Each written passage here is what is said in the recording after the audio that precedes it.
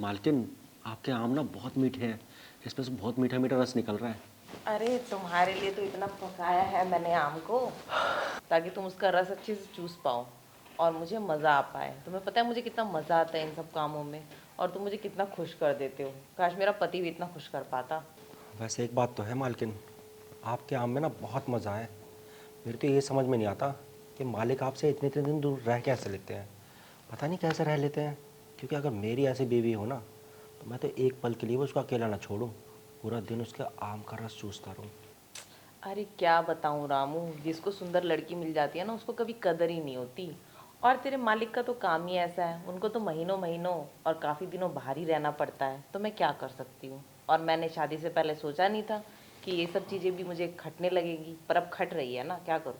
कोई बात नहीं मालकिन, इसमें बातें खटकनी क्या है। हम्म। अगर मालिक आपको समय नहीं देते तो मैं हूँ ना। मैं तो आपकी सेवा करने के लिए तो इस घर में हूँ। आप जब बोलेंगी, जैसे बोलेंगी, मैं आपको खुश करता रहूँगा, आपकी सेवा करता रहूँगा। बस इस सेवा से ना मुझे दूर मत करना मालकिन, क्योंकि आपकी सेवा करने में जो मुझे आनंद आता है ना, वो मैं आपको बता नहीं सकता। बहुत सुख मिलता है मुझे।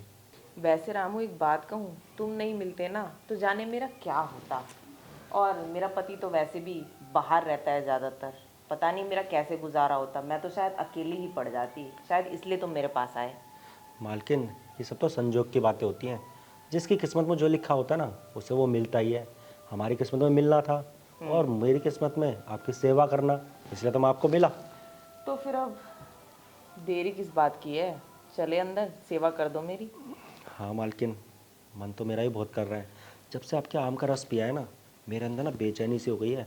मैं आपसे दूर रह ही नहीं पाता। पता नहीं क्या जादू कर दिया आपने मुझ पर। तरह तरह के बहाने ढूंढता हूँ आपके पास आने के। इसीलिए तो अभी देखिए, जैसे आपने अपने आम का रस मुझे पिलाया, ऐसा लगा मुझे जैसे पता नहीं क्या मिल गया है। ऐसा क्या जादू है आपके अंदर। मैं सच बोल रहा हूँ मालकिन, आपने साहब से ना गलत शादी कर ली। गलत आदमी के चक्कर में फंस गई हो आप। आपको तो मुझ जैसा कोई लड़का मिलना चाहिए था, जो आपसे इतना प्यार करे, आपको खुश रखे। साहब आपको देते क्या है? सिर्फ एक बड़ा सा घर दे दिया है, पैसे, गाड़ी। अरे ये सब चीज़ें थोड़ा ना होती है ज़िंदगी में। प्यार, मोहब्बत, अरे सुकून भी तो कोई चीज़ होती है। वही नहीं तो क्या फ़ायदा पैसों का। वैसे बात तो तू सही कह रहा है रामू, मैंने सोचा था पैसे वाले से शादी करके आराम से इस घर में रहूंगी, पर वो तो मुझे वो खुशी ही नहीं दे पाते। जब नई नई शादी हुई थी ना, तब तो बहुत मज़े दिए थे, पर अब तो जब देखो काम काम काम के सिवाय तो कुछ और दिखता ही नहीं है उनको। यही तो समझाने की कोशिश कर रहा हूँ मालकिन आपको, कि साहब के चक्कर में पड़ के ना कोई फ़ायदा नहीं है। आप ना बस मेरे साथ ही रहो। जब साहब आया करे ना, उनको किसी न किसी बहाने से बाहर ही भेज दिया करो। वो बाहर ही अच्छा लगता है, घर पे नहीं अच्छा लगते। अरे ज़्यादा बहाना बनाऊंगी तो तुम्हारे साहब को शक ही हो जाएगा, एक नंबर का शक्की है। और वैसे तुम सही कह रहे हो, तुम्हारे साहब को ना समझा समझा के कोई फ़ायदा नहीं है। मैं 1000 बार समझा चुकी हूँ, अभी भी समझा चुकी हूँ, सुनते नहीं है, उन्हें अपनी करनी होती है। ये बात तो है मालकिन, ज़िद्दी तो बहुत है। हम्म। हम भी कब से बोल रहे हैं हमारी तनख्वाह बढ़ा दो, लेकिन इंसान ना एक बार भी हमारे सुनने को राज़ी नहीं है। पता नहीं आप कैसे झेलती हैं उनको। अरे खैर तुम ये सब छोड़ो, अगर तुम मुझे अच्छे से खुश कर दोगे ना, तो मैं तुम्हारी तनख्वाह मैं बढ़ा दूंगी। तुम्हारे साहब को तो तुम छोड़ो, तुम्हारे साहब को पता है मैं कितने खुले दिल की हूँ। मालकिन वो तो हमने भी देख रखा है कि हम्म। आप कितने खुले दिल की हैं।